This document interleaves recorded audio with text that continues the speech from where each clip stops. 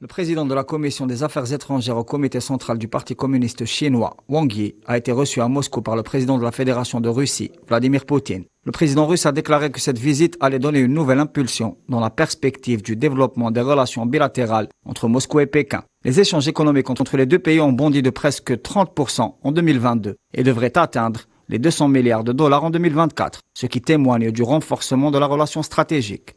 À ce propos, le haut diplomate chinois a déclaré que la nouvelle ère des relations sino-russes était bâtie sur un ample partenariat et une coopération stratégique profonde en écho à la volonté des deux présidents, Vladimir Poutine et Xi Jinping. Les deux parties se sont entendus sur la nécessité de promouvoir une politique de stabilité dans la zone Asie-Pacifique. Ceci alors que la Chine est porteuse d'une initiative sur la paix et la sécurité globale, dont l'objectif est de faire taire les armes sur le front ukrainien. La Chine a publié une initiative sur la sécurité. C'est un document qui revêt une grande importance particulière, surtout aujourd'hui à l'approche du premier anniversaire du conflit entre l'Ukraine et la Russie.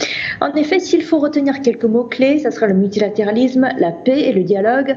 Les peuples ukrainiens et russes aspirent à la paix et tous les peuples du monde aspirent à la paix et qui est aujourd'hui la base du développement.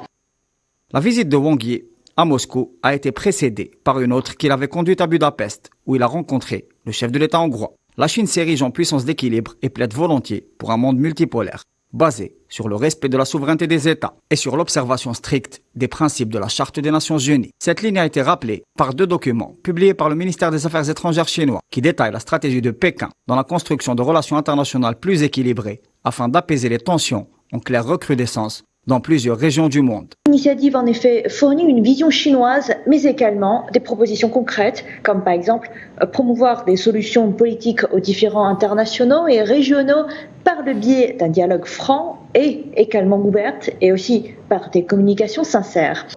Dans une conjoncture marquée par le spectre de l'escalade belliciste qui plane sur le vieux continent, l'émergence de nouveaux pôles est un indice d'une reconfiguration profonde de l'échiquier international, en cours de bouleversement.